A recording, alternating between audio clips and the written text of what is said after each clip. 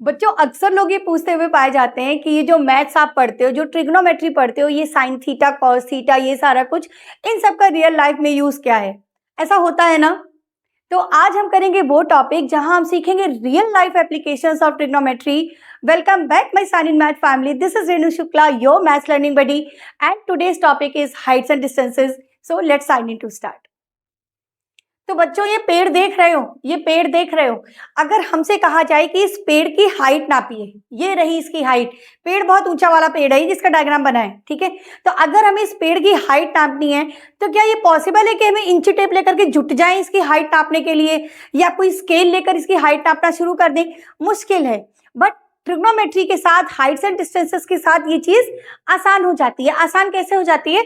ये एंगल आपको दिख रहा है, अगर किसी तरह से हम ये एंगल पता कर लें, ठीक है, और ये जो इसका ये जो शेडो है पेड़ की, ये पेड़ की शेडो है, ठीक है, ये वाली डिस्टेंस अगर हम पता कर लें तब हम हाइट निकाल सकते हैं थोड़ी सी सिंपल सी कैलकुलेशंस करके। हाँ, ट्रिग्नोमेट्री की हेल्प से ये रियली में पॉसिबल है, ठीक है। तो पेड़ की हाइट निकाल सकते हैं, और अगर इस एंगल की जगह अगर हमें किसी तरह से ये वाला एंगल पता चल जाए, मान लीजिए ये हमने यहाँ पे हॉरिजॉन्टल बनाया, ये एंगल पता चल जाए, तब भी हम इसकी हाइट निकाल सकते हैं, ठीक है। तो इसी तरह के क्वेश्चंस के साथ हम डील करते हैं ट्रिग्नोमेट्री में हाइट्स एंड डिस्टेंसेस के अंदर।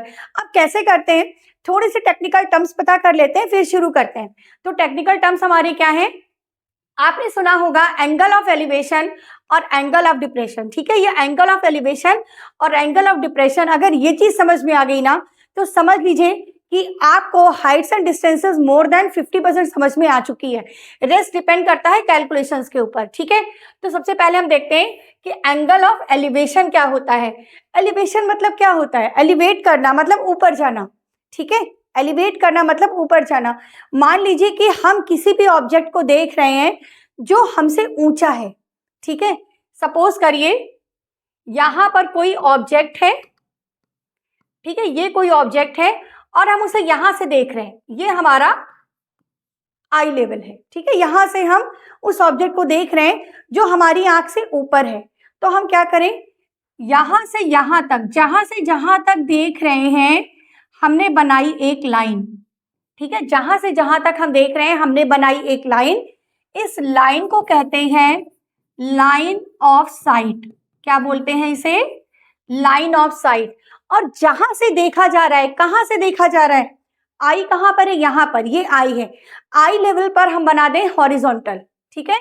इस आई लेवल पर बना दिया हमने ये हॉरिजॉन्टल। हॉरिजॉन्टल मतलब इस तरीके की सीधी स्लीपिंग लाइन, पड़ी हुई लाइन, ठीक है। ये हो गया हॉरिजॉन्टल, कहां पर? जहां से हम देख रहे हैं। और ये हो गई हमारी लाइन ऑफ साइट। इनके बीच का ये जो एंगल है बच्चों, इसको नाम मैंने थीटा दे दिया। ये जो थीटा है यही है हमारा एंगल ऑफ एलिवेशन। जब नीचे से ऊपर देखते हैं, नीचे से ऊपर देखते हैं तो ये जो हमारा आई लेवल है, ये जो हॉरिजॉन्टल है और जो लाइन ऑफ साइट है, उसके बीच का जो एंगल है वो क्या है? हमारा एंगल ऑफ एलिवेशन। यूजुअली हम थीटा लिखते हैं, कुछ भी लिया जा सकता है, ठीक है। तो ये हो गया angle of elevation. Angle of depression क्या होता है? एंगल ऑफ एलिवेशन के बाद आया angle of depression. Angle of depression, depression मतलब नीचे की तरफ, ठीक है। तो अगर मान लीजिए ये हमारा आई लेवल है, हम नीचे कोई चीज देख रहे हैं, नीचे अगर हम कोई चीज देख रहे हैं, वो जो एंगल है, तो पहले तो मैं डायग्राम से बता देती हूँ। जैसे मान लीजिए अब ये है हमारा आई लेवल, ये है हमारा आई लेवल, ठीक है। और ये है कोई ऑब्जेक्ट जिसे हम देख रहे हैं। तो अब हम देख रहे हैं, अब की बार हम देख रहे हैं ऊपर से नीचे, ऊपर से नीचे देख रहे हैं। तो ये हो गया, ये लाइन हमने बना ली, ये हो गई लाइन ऑफ साइट। यहां पर ये क्या हो गई? लाइन ऑफ साइट, ठीक है। और जहां से देख रहे हैं, जहां पर हमारा आई लेवल है, वहीं पर हम बना देंगे क्या? हॉरिजॉन्टल या स्लीपिंग लाइन। तो इसी आई लेवल पे हमने बना दी ये स्लीपिंग लाइन, ठीक। अब जो एंगल ऑफ डिप्रेशन है बच्चों वो ये वाला है, ये वाला, ठीक है। तो ये जो एंगल बना ये है एंगल ऑफ डिप्रेशन। तो जब नीचे से ऊपर देखते हैं तो बनता है एंगल ऑफ एलिवेशन, जब ऊपर से नीचे देखते हैं तो होता है एंगल ऑफ डिप्रेशन। और एंगल होता क्या है? लाइन ऑफ साइट और हॉरिजॉन्टल लाइन जो आई लेवल पर होती है उनके बीच का एंगल, ठीक है। तो ये दोनों चीजें जानने के बाद हम क्या करेंगे, अब हम करने जा रहे हैं क्वेश्चंस, ठीक है, अब हम करने जा रहे हैं क्वेश्चंस, और क्वेश्चंस को करने में सबसे पहले तो हमें बनाना होगा डायग्राम। तो डायग्राम बनाने के लिए सबसे पहला काम जो आपका है वो है क्वेश्चन को बहुत बहुत ध्यान से पढ़ना। ठीक है, वो है क्वेश्चन को बहुत बहुत ध्यान से पढ़ना, और क्वेश्चन को पढ़ते पढ़ते हम डायग्राम बनाएंगे। एक साथ पूरा क्वेश्चन नहीं पढ़ेंगे, एक साथ पढ़ेंगे तो बहुत बहुत कंफ्यूजन हो जाएगा। क्वेश्चन पढ़ते हुए हम डायग्राम बनाएंगे। ठीक है, क्वेश्चन क्या है देखिए, अ वर्टिकल टावर, यहाँ पर एक वर्टिकल टावर की बात कही गई है। अ वर्टिकल, सॉरी एक सेकेंड, एक वर्टिकल टावर हमें देखना है। उस वर्टिकल टावर में क्या है, a vertical tower stands on a horizontal plane. वो जो वर्टिकल टावर है वो एक हॉरिजॉन्टल प्लेन के ऊपर खड़ा हुआ है। ठीक है, तो ये हो गया हमारा हॉरिजॉन्टल प्लेन। हॉरिजॉन्टल प्लेन मतलब नॉर्मल हमारा ये जो ग्राउंड लेवल है। ठीक है, ये हो गया, इसके ऊपर खड़ा हुआ है एक हॉरिजॉन्टल टावर, ये हमने टावर रख लिया इसके ऊपर। ठीक है, and is surmounted by a vertical flag staff. क्या क्या है, वर्टिकल टावर है और उसके ऊपर सरमाउंटेड मतलब उसके ऊपर एक वर्टिकल फ्लैग स्टेफ है, मतलब एक झंडा है, फ्लैग है। तो ये ए से लेकर के बी तक टावर हो गया हमारा, और इसके ऊपर फ्लैग स्टेफ है। तो ये हमारा फ्लैग, ये मैंने फ्लैग बना दिया। ठीक है, ये एक वर्टिकल फ्लैग स्टेफ है उसके ऊपर। Flag staff of height h, ये जो फ्लैग स्टेफ है इसकी हाइट कितनी है h। ठीक, अब आगे क्या बोला, at a point on the plane, plane पर एक पॉइंट है, ये हमारा प्लेन है। ठीक है, इस पर एक पॉइंट है, ये पॉइंट मैंने ले लिया P। The angle of elevation of the bottom of the flag staff, क्या इन्होंने बोला, इस पॉइंट से फ्लैग स्टेफ का जो बॉटम है, फ्लैग स्टेफ का बॉटम मतलब इसको नाम हमने ए बी सी, इसको मैंने नाम सी दे दिया। ठीक है, तो इस फ्लैग स्टेफ का जो बॉटम है, इस बॉटम से जो एंगल ऑफ एलिवेशन है वो कितना है, अल्फा। तो इस बॉटम से एंगल ऑफ एलिवेशन हो गया अल्फा। ठीक है, फिर इसके बाद यहां तक का काम हो गया, and that of the top of the flag staff, और जो फ्लैग स्टेफ का जो टॉप है यानी जो सी पॉइंट है उसके लिए एंगल ऑफ एलिवेशन क्या है, बीटा। तो सी से एंगल ऑफ एलिवेशन बीटा है, तो सी से पी को मिला दीजिए, ये लाइन ऑफ साइट हो गई है ना। और एंगल ऑफ एलिवेशन मतलब इस हॉरिजॉन्टल से एंगल, ये पूरा एंगल बीटा है। ठीक है, ये पूरा एंगल कितना है, बीटा, ये वाइट वाला है। ठीक है, ये वाला एंगल है बीटा। फिर इसके बाद prove that the height of the tower is h tan alpha upon tan beta minus tan alpha. तो हमें टावर की हाइट बतानी है। ठीक है, और हमें केवल ये कि h दे रखा है और ये दो एंगल्स पता है अल्फा और बीटा। तो हाइट कैसे बताएंगे, सबसे पहले ये ए बी अननोन है, जो अननोन डिस्टेंसेस है ना उन्हें हम कुछ ना कुछ एज्यूम कर लेते हैं। इसको मैंने ले लिया y। ठीक है, और ये बेस भी हमें नहीं पता है, इसे मैंने ले लिया x।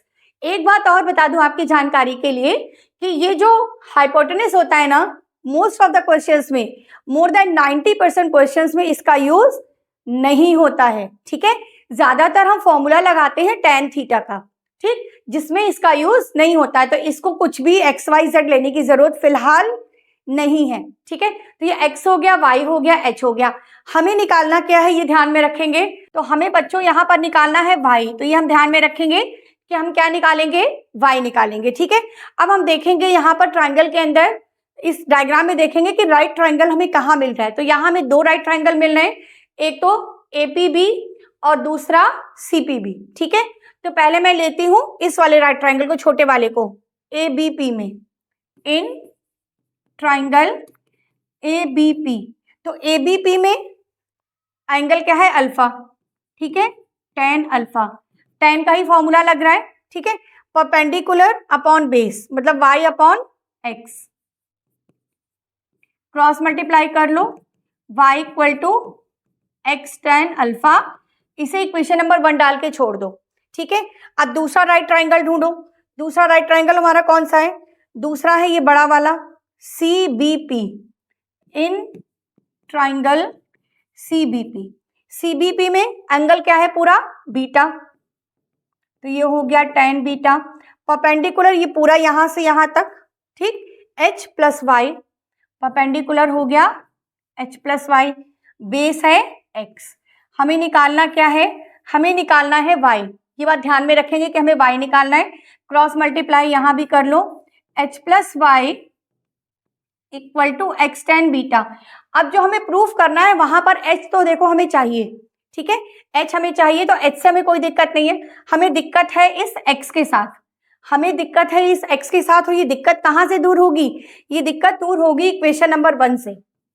इक्वेशन नंबर 1 से हम x की वैल्यू निकालेंगे, इक्वेशन 1 से x क्या आएगा, y अपॉन टेन अल्फा, दिख रहा है ना, x आ गया y अपॉन टेन अल्फा। अब ये x की वैल्यू यहां पर रख दो, तो h plus y equal to x की जगह रखा y अपॉन टेन अल्फा, और ये है साथ में इसके टेन बीटा, ठीक, हमें निकालना है y, तो ऐसा करें y वाले साथ दोनों टर्म्स एक तरफ कर लें, इस y को उधर ले जाएंगे तो ये हो जाएगा माइनस, तो ये आएगा y tan beta upon ten alpha minus y, y उधर जाके माइनस हो गया, और वैल्यू किसकी आ रही है, ये h की, जो कि हमें निकालनी थी। अब आएगा h equal to y common कर लो, ठीक है, y कॉमन किया तो ये आ गया ten beta upon ten alpha minus one, तो h आ गया y, सिंप्लीफाई करेंगे इसे तो ten beta minus ten alpha upon ten alpha आ गया, ठीक है।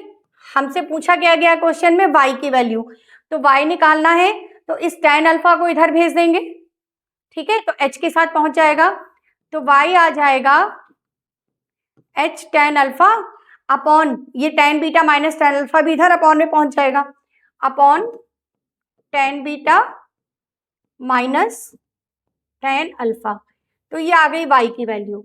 यही प्रूफ करना था हमें, h ten alpha upon ten beta minus ten alpha, ठीक है। चलिए नेक्स्ट क्वेश्चन करते हैं। तो इस क्वेश्चन में दिया है on an observer 1.5 metre tall, तो एक ऑब्जर्वर है, कितना टॉल है वो 1.5 मीटर, तो ये मैंने एक ऑब्जर्वर बना लिया 1.5 मीटर टॉल, ठीक है, इसे नाम दे दिया A B, is 20.5 metre away from a tower 22 metre high, एक टावर है 22 मीटर हाई, तो यहां से कि मैंने हॉरिजॉन्टल बना लिया, ग्राउंड लेवल बना लिया, और ये बना लिया टावर, टावर की हाइट कितनी है 22 मीटर, ठीक है, और ये ऑब्जर्वर जो है इससे कितनी दूर है, ये है इससे 20.5 मीटर दूर, ये डिस्टेंस है 20.5 मीटर, और ये पूरी डिस्टेंस है 22 मीटर, ठीक है। Determine the angle of elevation, हमें निकालना है angle of elevation of top of tower, तो टावर का टॉप कहाँ है, इसे नाम मैंने सी डी दे दिया, टावर का टॉप मतलब सी, टावर का टॉप मतलब सी, इस सी का एंगल ऑफ एलिवेशन निकालना है ऑब्जर्वर की आई से, तो ऑब्जर्वर की आई हो गई ए पर, निकालना है हमें इसका एंगल ऑफ एलिवेशन, तो यहां से यहां तक एक लाइन बनाई, हो गई लाइन ऑफ साइट, ठीक है, और जहां पर आई लेवल है वहां पर हमने बना दिया हॉरिजॉन्टल, तो ये वाला जो एंगल है ये है एंगल ऑफ एलिवेशन, ये हमें निकालना है, ठीक है, ये 90 डिग्री का एंगल है, तो ये एंगल हमें निकालना है। अब चलिए शुरू करते हैं, यहाँ पर राइट ट्राइंगल केवल एक है, कौन सा, ए बी सी डी हो गया, इस पॉइंट को नाम मैंने ई दे दिया, ट्राइंगल ए सी ई, केवल ये राइट ट्राइंगल है, ठीक है, हमें एंगल थीटा निकालना है, तो in triangle A C E tan theta यहाँ भी लगेगा, tan theta equal to perpendicular क्या है यहाँ पर सीई, बेस कितना है एई, अब ये सीई और एई पता कर लें, सीई कैसे पता चलेगा, देखो ये 1.5 है, तो ये जो डिस्टेंस है ये भी 1.5 होगी, तो सीई निकालने के लिए क्या करें, 22 से 1.5 माइनस कर दें, सीई निकालने के लिए 22 से 1.5 माइनस कर दें, डायग्राम में समझ में आ रहा है ना, अपॉन एई कितना होगा, देखो ये रहा एई, तो ये जो एई है ये बीडी के बराबर है ना, ये एई बीडी के बराबर है, तो एई को हम क्या लिख सकते हैं 20.5, तो टेन थीटा हो गया 22 माइनस 1.5, ये भी हो गया 20.5 और ये भी 20.5, डिवाइड होकर के क्या आ गया 1, तो tan थीटा इक्वल टू 1 आ गया। तो समझदार बच्चे जानते हैं कि ये जो 1 है, ये 1 वैल्यू किसकी होती है, tan 45 डिग्री की, ठीक है। ये जो 1 है, 1 वैल्यू है tan 45 डिग्री की, तो थीटा आ गया 45 डिग्री, तो हमारा आंसर क्या हो गया यहाँ पर 45 डिग्री, ठीक है। अच्छा, एक बात और बता दूं कि जैसे यहाँ 45 डिग्री एंगल आ गया, कोई और एंगल भी आ सकता है, तो सबसे ज्यादा यूज होने वाली जो एंगल्स की वैल्यूज हैं वो मैं लिख देती हूँ, वो आप बिल्कुल याद रखिएगा। इसके बाहर की वैल्यूज रेयरली यूज होती हैं इसके अंदर, हाइट्स एंड डिस्टेंस के अंदर। एक तो tan theta equal to 45 degree सबसे ज्यादा यूज होता है, दूसरा यूज होता है tan 45 डिग्री इज 1, ये वैल्यू सबसे ज्यादा यूज होती है। दूसरी यूज होती है tan 30 डिग्री 1/√3, और तीसरी यूज होती है tan 60 डिग्री √3। ये 3 वैल्यूज हमेशा याद रखिए, इतने में ही आपके 90% से ऊपर के क्वेश्चंस निपट जाते हैं, ठीक है। ऐसा नहीं कि इसके बाहर के एंगल्स आ नहीं सकते हैं, बट मोस्टली यही रिपीट होते हैं, ठीक है। क्वेश्चन समझ में आ गया ये वाला। चलो नेक्स्ट क्वेश्चन करते हैं। तो इस क्वेश्चन में क्या दे रखा है, the angle of depression of 2 ships A and B observed from the top of a lighthouse 60 metre high. एक लाइट हाउस है, कितना ऊंचा है 60 मीटर हाई, ठीक है। तो ये मैंने एक लाइट हाउस ले लिया, लाइट हाउस हो गया 60 मीटर हाई, ठीक है। ये ग्राउंड लेवल तो हमेशा आपको बनाना ही बनाना है, ठीक है। 60 मीटर हाई एक लाइट हाउस हो गया। अब 2 शिप है A और B, उनके एंगल ऑफ डिप्रेशन दे रखे हैं 60 degree and 45 degree. If the 2 ships are on the opposite sides, ठीक है। जो दोनों शिप है वो लाइट हाउस की कैसे अपोजिट साइड में है, मतलब एक इस साइड है और दूसरा इस साइड है। अगर कहते हैं सेम साइड में है तो दोनों के दोनों हम इस साइड में लेते, ठीक है। तो एक शिप मैंने ले लिया A पर, एक शिप मैंने ले लिया B पर, ठीक है। तो एंगल ऑफ डिप्रेशन की बात हुई है, तो पहले तो ये लाइन ऑफ साइट बना ली। अब एंगल ऑफ डिप्रेशन कैसे बनता है, एंगल ऑफ डिप्रेशन बनता है ऊपर, ठीक है। ऊपर से नीचे जब देखते हैं तो लाइन ऑफ साइट पे ही मैंने डायरेक्शन भी बना दी, ठीक है, डायरेक्शन भी बना दिया करिए। अब ये जो पॉइंट हमारा है लाइट हाउस, मान लीजिए हमारा P पर है, P पर मैंने हॉरिजॉन्टल भी बना दिया, तो जो एंगल हम लेंगे वो एंगल हम लेंगे हॉरिजॉन्टल से, ठीक है। तो A के लिए जो एंगल है वो 60 डिग्री है। अच्छा, ये वाला एंगल 60 डिग्री लग रहा है ना, तो ऐसा करो, A इधर लिख लो, B इधर लिख लो, ठीक है। A इधर लिख लो, B इधर लिख लो। तो ये 60 डिग्री है एंगल ऑफ एलिवेशन A का। अगर ये एंगल 60 है तो ऑल्टरनेट एंगल्स ये भी 60 हो जाएगा। B का जो एंगल ऑफ डिप्रेशन है वो 45 डिग्री है, तो ये 45 डिग्री है, तो ये भी 45 डिग्री हो जाएगा, ठीक है। एंगल ऑफ डिप्रेशन तो केवल नाम के लिए था, हमें यूज यही वाले एंगल करने हैं, तो ये और ये हमेशा सेम हो ही जाते हैं, ठीक है। तो हमें क्या करना है, हमें बताना है यहाँ पर find the distance between 2 ships. ये जो 2 शिप है A और B, हमें निकालनी है इनके बीच की डिस्टेंस।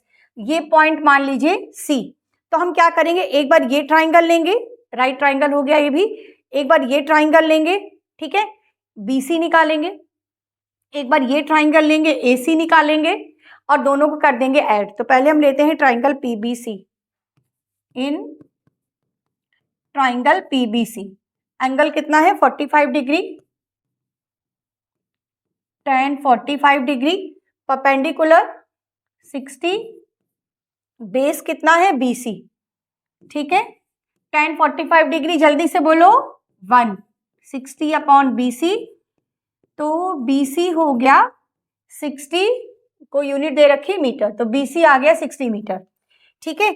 अब दूसरे वाले ट्राइंगल पर आ जाते हैं, ये वाला PCA।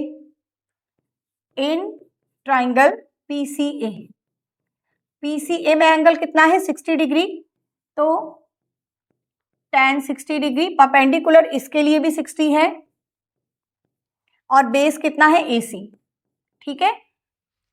वैल्यू tan 60 की कितनी होती है √3, तो इसे रख दो √3 इक्वल टू 60 अपॉन AC, ठीक, क्रॉस मल्टीप्लाई कर लो, AC आ जाएगा 60/√3। थोड़ा सा और सिंप्लीफिकेशन, √3 से ऊपर नीचे मल्टीप्लाई करके रेशनलाइज कर लो, √3, ठीक है। तो AC हो गया 60√3/√3 इंटू √3 कितना हो गया 3 से कैंसिल किया 20, तो AC आ गया 20√3। अब ये AC और ये BC दोनों को ऐड करके ये हमारी डिस्टेंस निकल आएगी। इसे थोड़ा और सिंप्लीफाई कर लेते हैं। √3 की वैल्यू बच्चों नोट कर लो 1.732 होती है। √3 की वैल्यू कितनी होती है 1.732। अगर क्वेश्चन में दी है तो जो दी है वही रखना, अदरवाइज ये वाली, ठीक है। चलिए मल्टीप्लाई कर लें,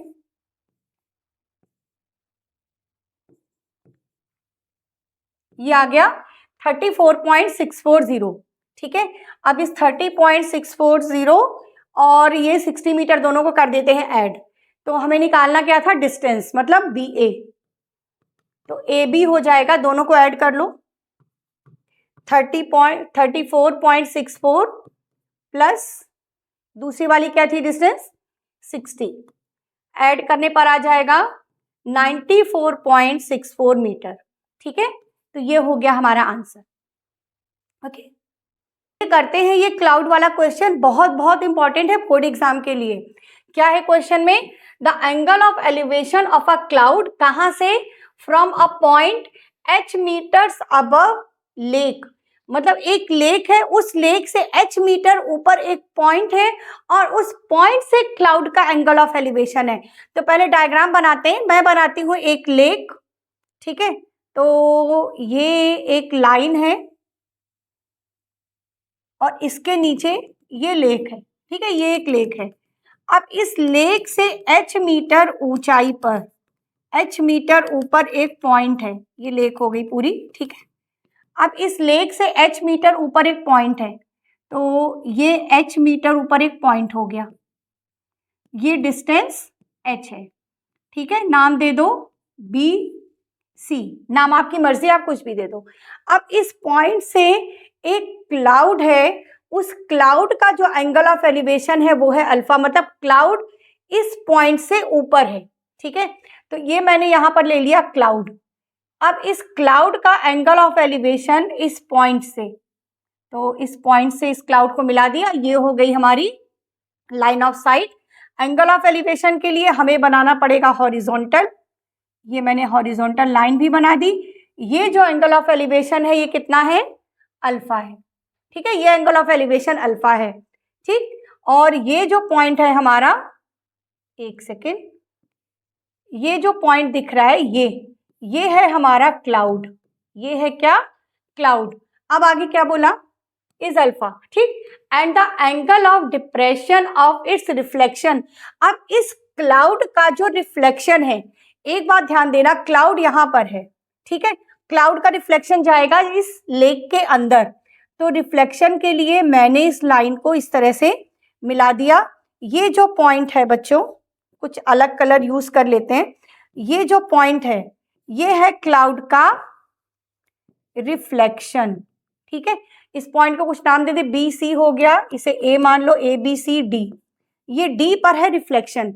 अब ये जो रिफ्लेक्शन है, इस रिफ्लेक्शन का जो एंगल ऑफ डिप्रेशन है, कहां से, इसी पॉइंट से, इस पॉइंट से इस रिफ्लेक्शन का जो एंगल ऑफ डिप्रेशन है, तो इस पॉइंट से इस रिफ्लेक्शन को ज्वाइन कर दिया। एंगल ऑफ डिप्रेशन मतलब ये वाला एंगल, हॉरिजॉन्टल से बनने वाला, ये एंगल कितना दिया है बीटा, तो ये एंगल अल्फा है, ये एंगल बीटा है, ये बना हमारा डायग्राम। A पर है क्लाउड, D पर है रिफ्लेक्शन। तो हमें बताना क्या है, prove that the height of the cloud above the lake, lake से ऊपर क्लाउड की हाइट, ABCD हो चुका था, इस पॉइंट को E ले लो, तो लेक से ऊपर क्लाउड की हाइट, मतलब ये वाली हाइट हमें बतानी है, ये वाली हाइट, इसे मैंने मान लिया कैपिटल H। तो हमें क्या बताना है बच्चों, कैपिटल H। डायग्राम क्लियर है, दो राइट ट्राइंगल भी दिख रहे हैं, एक ही ऊपर दिख रहा है और एक ही नीचे दिख रहा है, ये दो राइट ट्राइंगल दिख रहे हैं, दोनों में बारी बारी हम क्या लगाएंगे, tan थीटा का फॉर्मूला, और बस सॉल्व हो जाएगा, ठीक है। लेकिन यहाँ पर फिजिक्स का भी एक कॉन्सेप्ट थोड़ा सा लगने जा रहा है, वो कॉन्सेप्ट देखो क्या है, आपको पता है ना कि हमारा जो ऑब्जेक्ट है वो जितनी दूर होता है, रिफ्लेक्शन भी उतनी ही दूर बनती है। तो मतलब ये जो डिस्टेंस है h है, कैपिटल H, ए से ई तक, ठीक है। तो क्लाउड यहाँ से कैपिटल H दूरी पर है, तो इसका जो रिफ्लेक्शन होगा वो भी कैपिटल H डिस्टेंस पर होगा। ये बात समझ में आई है, ठीक है। चलो अब शुरू करते हैं। पहले मैं लेती हूँ छोटा वाला triangle, triangle AHB। In triangle H नहीं है, H तो हाइट है, H तो ये डिस्टेंस है। ये पॉइंट कुछ मान लेते हैं ABCDE हो गया, इस पॉइंट को मैंने नाम दे दिया F। तो in triangle AFB tan alpha equal to AF tan alpha equal to, ये वाली दूरी लेंगे ना, AF upon FB। tan alpha equal to AF upon FB, ठीक। अब ये जो डिस्टेंस FB है इसे मैंने x ले लिया, ये जो FB डिस्टेंस है इसे मैंने क्या ले लिया बच्चों, x ले लिया, ठीक है। अब FB तो x हो गई, इस AF का क्या करें, इस AF को कैसे निकालेंगे। AF निकालने के लिए देखो क्या करें, ये स्मॉल h है, तो ये जो डिस्टेंस है इतनी, ये वाली, ये भी स्मॉल h हो जाएगी। तो ये वाली जो डिस्टेंस रहेगी AF, ये capital H minus small h, ठीक है। ये कैपिटल H मैं बाहर लिख दूं, ये बार बार कंफ्यूज कर रहा है, ऐसा लग रहा है ये कोई पॉइंट है, कैपिटल H मैंने बाहर लिख दिया, कंफ्यूजन दूर, ठीक है। तो ये जो दूरी है हमारी AF जो हमें चाहिए, capital H minus small h, तो tan अल्फा हो जाएगा capital H minus small h, और ये जो FB है ये मैंने माना था x, ठीक है, हो गया। तो इसको थोड़ा सा सिंप्लीफाई कर लेते, x tan alpha equal to h minus h, यहीं से इसे छोड़ दो। अब इसके बाद दूसरा ट्राइंगल DFB, ये वाला, इन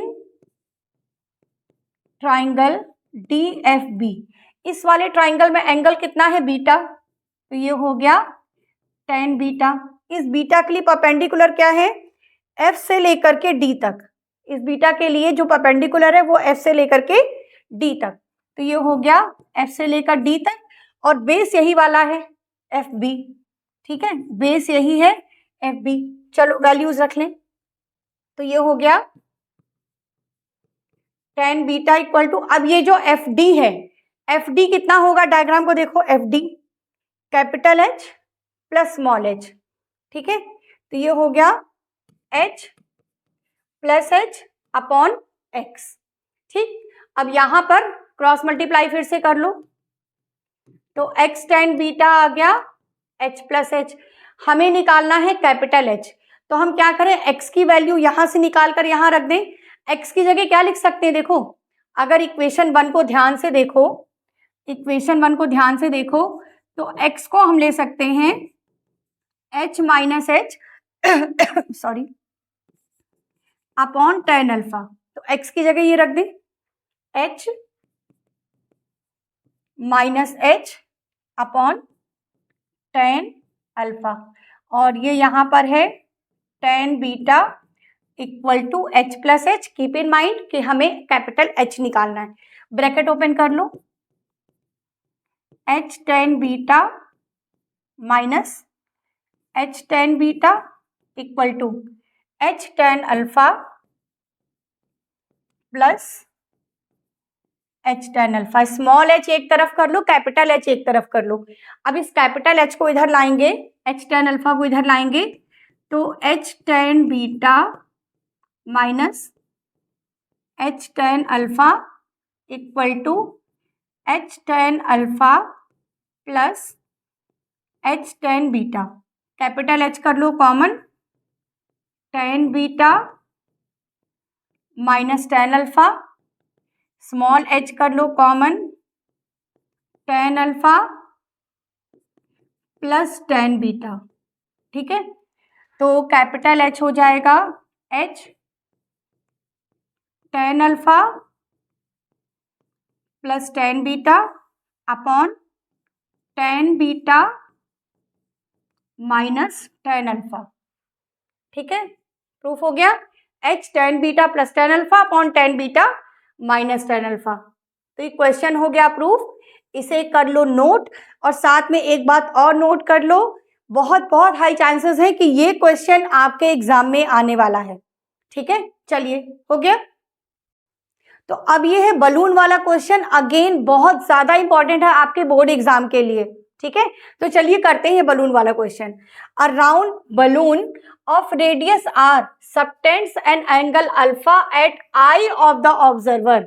यहां पर ये एलिवेशन या डिप्रेशन जैसी बात नहीं कही अभी इन्होंने, क्या बोला, एक हमारे पास बलून है, ठीक है, जिसकी रेडियस है आर, वो ऑब्जर्वर की आई पर अल्फा एंगल बनाता है। तो ऑब्जर्वर की आई पर जब अल्फा एंगल बनाता है तो ऐसे बनेगा, देखिए ये ऑब्जर्वर की आई है, ऐसे एंगल बनेगा, मतलब जैसे बाहर से दो टेंजेंट्स बनाई जा रही हो। तो ये ऑब्जर्वर की आई हो गई यहां पर, यहां से मैंने बनाई दो टेंजेंट्स।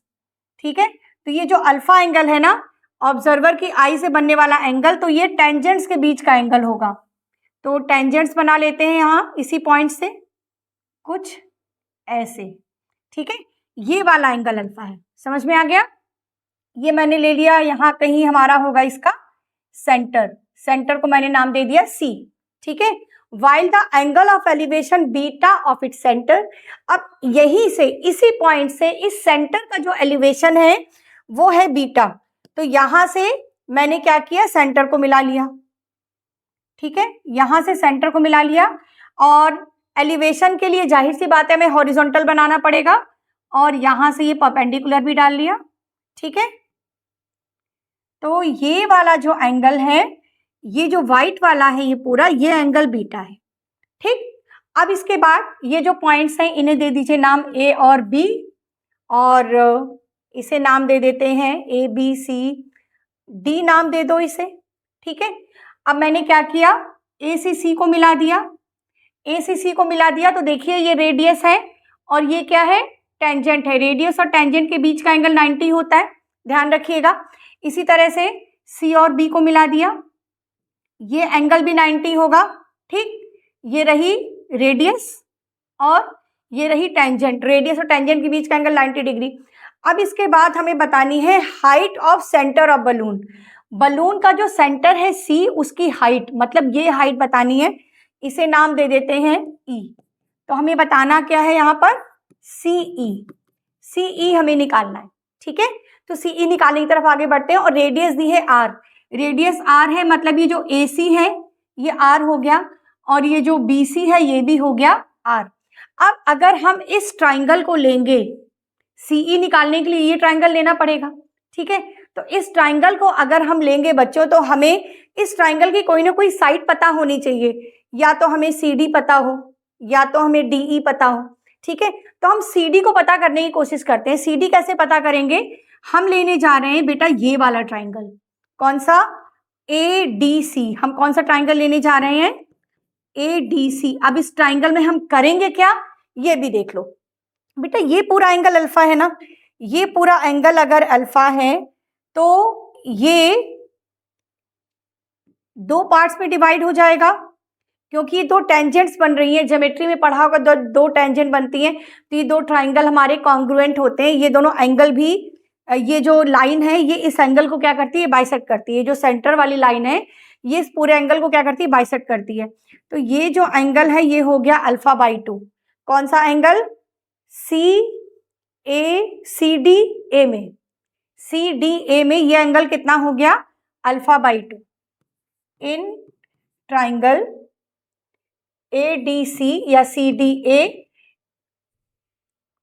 ए डी सी, ये जो एंगल है angle A D C, angle A D C कितना आया, अल्फा बाई 2, क्योंकि ये बाइसेक्टर हो गया, ये बाइसेक्टर हो गया। तो ये एंगल दोनों, ये भी अल्फा बाई 2 है, नीचे वाला भी अल्फा बाई 2 है। मैंने केवल ऊपर वाला लिखा क्योंकि नीचे वाले से अभी हमें कोई मतलब नहीं है। ठीक है, तो अब जब हम ये वाला ट्राइंगल लेंगे ए डी सी, तो इस अल्फा बाई 2 के सामने आर है, जो कि क्या है, परपेंडिकुलर।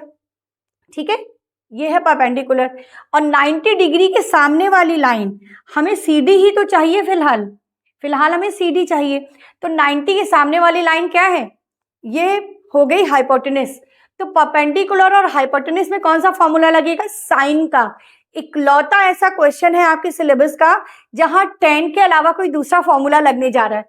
तो इस वाले ट्राइंगल में हम किसका फॉर्मूला लगाएंगे? साइन का, sine alpha by two, sine alpha by two. Sine क्या होता है? Perpendicular upon hypotenuse.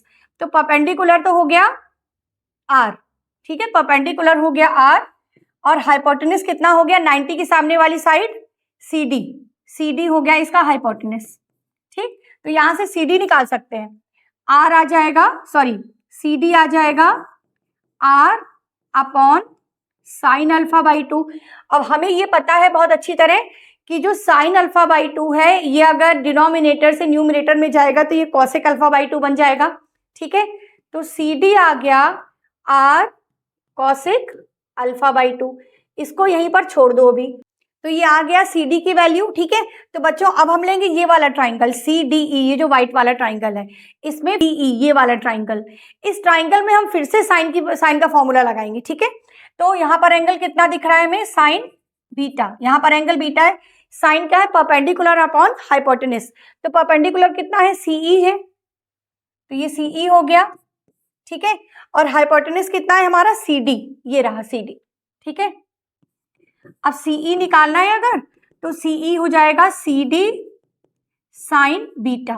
ठीक, CD की वैल्यू हम निकाल चुके हैं, ये वैल्यू यहां पर रख दीजिए, R cosec alpha by to और साइन बीटा।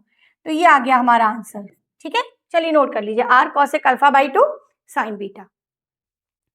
तो बच्चों आई एम श्योर कि अब आप उस बात का जवाब दे सकते हो कि क्या यूज है ट्रिग्नोमेट्री का, क्या रियल लाइफ एप्लीकेशन है। ठीक है, और ये 5 क्वेश्चंस जो मैंने कराए, डेफिनेटली इनमें से कोई ना कोई क्वेश्चन बोर्ड एग्जाम में जरूर आने वाला है। तो ये सारे के सारे क्वेश्चन बहुत अच्छे से प्रिपेयर करिएगा, इनके कुछ सिमिलर क्वेश्चन भी जरूर देख लीजिएगा। ठीक है, फिर आप बोर्ड एग्जाम में हाइट एंड डिस्टेंस का क्वेश्चन जो कि फॉर श्योर आता ही आता है वो आप कर लोगे, राइट। और अगर वीडियो पसंद आया हो then please like this video और चैनल को सब्सक्राइब जरूर करिए, जिससे आगे आने वाला कोई भी कंटेंट आपसे मिस ना होने पाए, right. Keep watching sign in math.